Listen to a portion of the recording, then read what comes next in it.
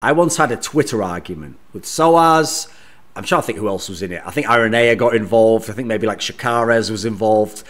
So we had all these people who follow LCS, and the argument was, you know, it's the classic EU LCS argument. It's who's better, Froggen or Xpeke? And Soaz just comes wading in, and he tells me, like, he doesn't just say, like, Xpeke is better. He's like, listen, you have to understand, all Froggen does is just sit under hugs his tower. He just kills minions, and, you know, Peke's roaming, he's killing everyone on the map. Like, you know, you made Froggen sound like he was like Cowtard or something, right? You made him sound pretty, at the time he was like the MVP of the LCS, right? Again, Froggen's a player you've played and seen a lot of your career. What is your actual perspective on him in that sense? Like, you just don't like his playing style or something? Is it still the case? Actually, I think if I was playing mid lane, for example, I would play the complete opposite of Froggen, as in I will play much more for my side lanes rather than my lane. And so yeah, the only, like, yeah, it was probably bad of me saying he hugged his turret or whatever, but I mean, we know what you meant, but okay. But yeah, I think that Froggen, I mean, I'm not judging right now, obviously, but from the past, I think he was playing a bit too much for himself, if I can say that. Yeah. Okay. So he focused too much on his own lane and not the map. Yeah, I think it used to be like this. I'm not really sure right now, obviously. I have no idea, but I think it used to be a bit like this. So Soaz, if he was a mid laner, would be more like spring season perks, where you go to the side lane, you dive, you kill the guy there. I will be like the Uhi Aurelion Soul. The Uhi Aurelion Soul. Jesus Christ. Okay. I remember I asked you in the Grilled interview I did with you at the time, because I'd looked up online at like some obscure detail that Svenskeren had actually played briefly with Froggen, and he told me what was at the time quite a funny anecdote where I sort of asked you, like, so as a result, did you know, was it weird to play with someone who basically his player before was, his mid laner before was Froggen? And you told this funny anecdote where it's like, Svenskeren was saying like, oh yeah, Björk said, I'm going to need the blue, which at the time in like season 2, you know, famously, Froggen would just get given all the buffs by his mid laner. But you said like that Froggen was like, nah, you can just take that. I'll just kill their mid laner or whatever and get his. Some stupid story that. Yeah, that's like, the story. Here's the thing. I'll just kill their mid laner and take their blue instead. Here's the thing. If it was a Froggen documentary, that's a straight fire story. The others were a bit more in the background. Froggen at the time, as from what I remember, was the guy who really was like the nerd. He was the guy who just played a million hours, and he was very, very good as a player, but the rest wasn't as developed, right? So what was he like as a teammate and a player? Froggen was a very frustrating teammate. Especially less so in the initial phases of like clg.eu. Maybe on the back half he was a little more frustrating, but in that EG phase where his kind of ego and temperament, and I just think he was really young at the time, and we were getting dealt like tough cards. Like we weren't performing as a team, and different people on the team weren't performing well, and he just was not really that mature at the time. So his ego and his passion both clashed, and just made him quite a difficult teammate to work with. And as the team goes through a bad spell, you can't afford to have that in the team if you're really going to fix it and change it. And it was really difficult to have him in the team at some points. As a team player, like he was incredibly smart. Like he was really good at the game, really, really good. And he knew things that no one else knew about how the game worked, and that was incredibly useful. But one of the challenging things was understanding that it was a 5v5 game. Yes. And I think you need to be a little more humble in some regards. You know, jungler was like a ward bot, and in fact you went to the extreme where, as we said, you really did feed a lot of your resources into Froggen because obviously he was the star player. Did it burn you a bit that later on, when the team wasn't as good, etc., that there was a sense that, I mean, this is definitely a sense outside the team. People used to say like, oh, Froggen's still really good, but, you know, oh, he needs like a good jungler, or he needs a better team, you know. Did it burn you a bit that you kind of were very unselfish towards him? And perhaps at the time, do you think he appreciated? Do you think he understood what you gave up? No. I don't necessarily think that. Like, it's weird because the role I played was this sacrificial, like, crowd control bot, you know, that and shot calling in the game. And it was just because you play that role for so long that as soon as you start to shift or try and shift, and it was a hard shift for me, it was really difficult to shift into an aggressive mindset and like a farm mindset. As I shifted, because Froggen's expectation of me was XYZ, he didn't really help me shift or transition. He was just like, well, why can't you just do what Diamond Prox does? And like, I can still take the race because Alex each still takes the race.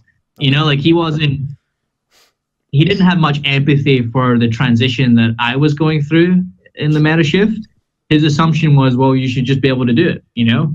And it didn't really kind of help that transition for me, which, I mean, Byron, it's my role. I should do it, right? It should be the thing that I get better at. Yes. But given that we played a certain way for a year as a team, it's going to be a team effort to kind of shift that play style.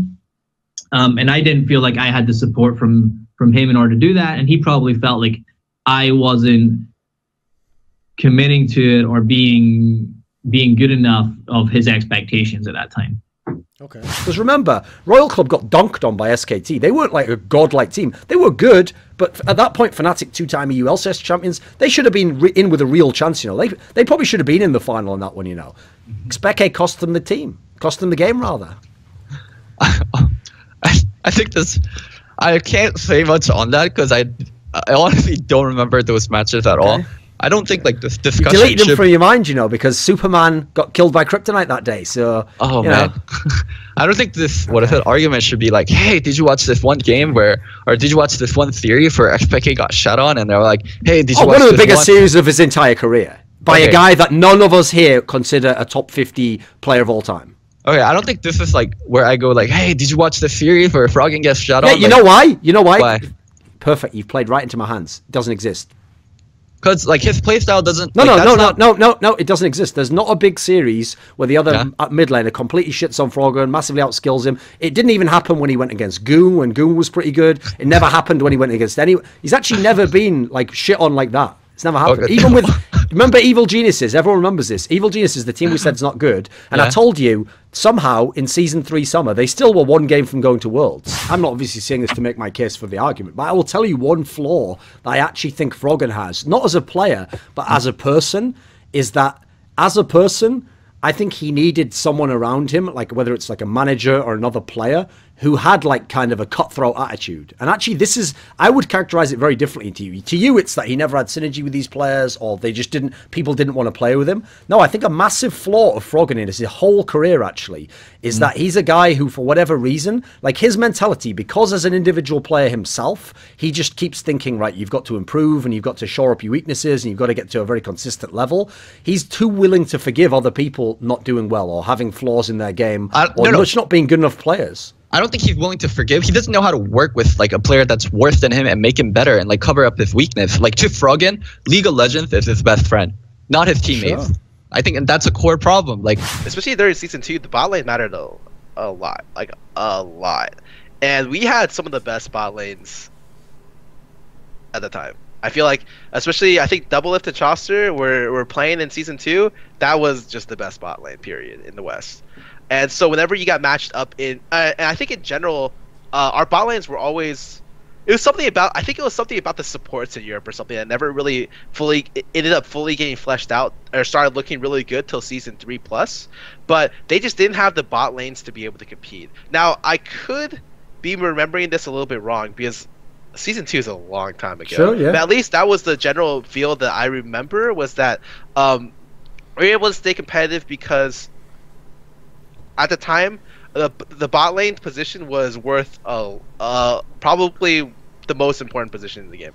And then ever since then, like the AD carry role specifically has been less and less impactful, so to speak. Did I overhype the EU mids there? Like, if you did play against Froggen or Alexic, etc., were they gods? I played against Froggen and I thought he was super good.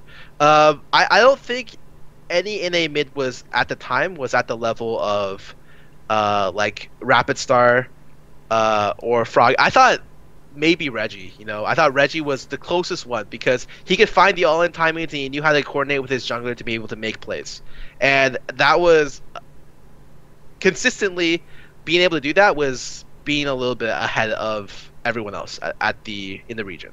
So, now that we're talking about Froggen being signed, let's be real. This is the big time signing of this squad. This is the best signing they've made in Golden Guardians. And the best part about it is, when you consider all the upside Froggen brings with him, considering he wasn't like a massively courted player this offseason, this is a pretty big time move for this team to make. And I think another steal along with Hauntzer. So this is someone who, even ignoring the earlier years of his career where he was one of the very best, a top 10 mid laner in the world, one of the very best, arguably the best mid laner in the entire West, still to this day one of the best mid laners of all time from any region.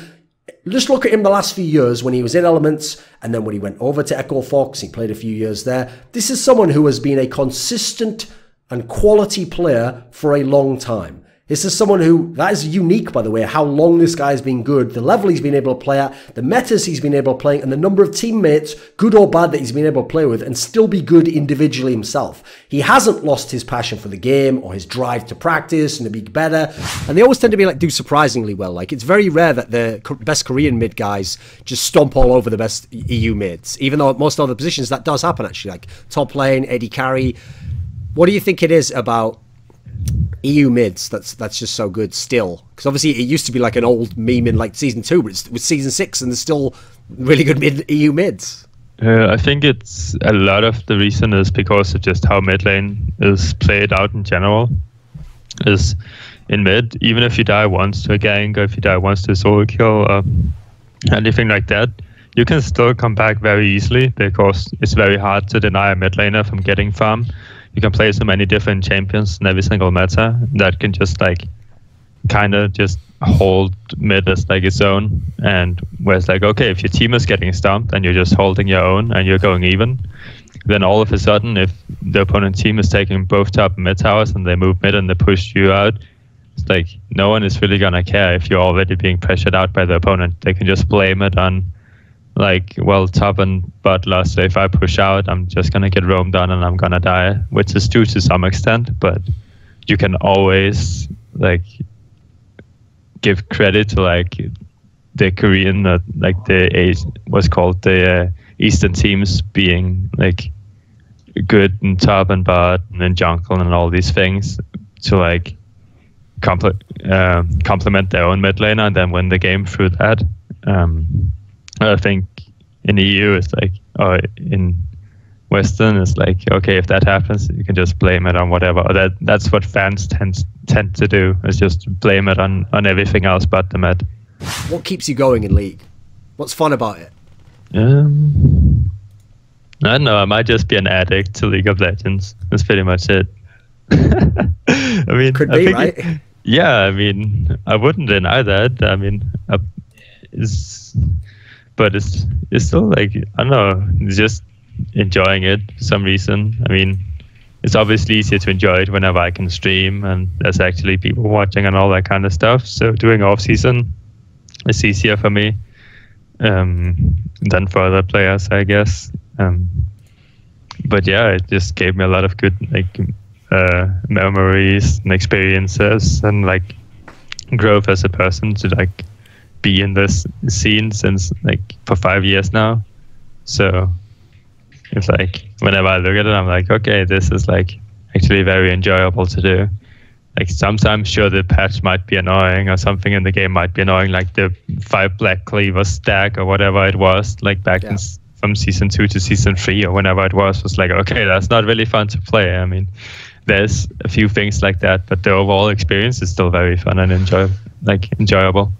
I've had to make a lot of tough choices in my career, but thanks to the support of my Patreon community, the Skrilluminati, I never have to make tough financial decisions. So this video and all the rest on my channel are kindly supported by Ahmed Hadjou, Frisky, Pugnatio, Rajcula, Animosity, Jensen Goh, Tobias Bernasconi, Tosh, Toucan, and you know it if you've ever heard before, and you'll hear it many times in the future. A special thanks goes out to my main man, Journey Keys Minion.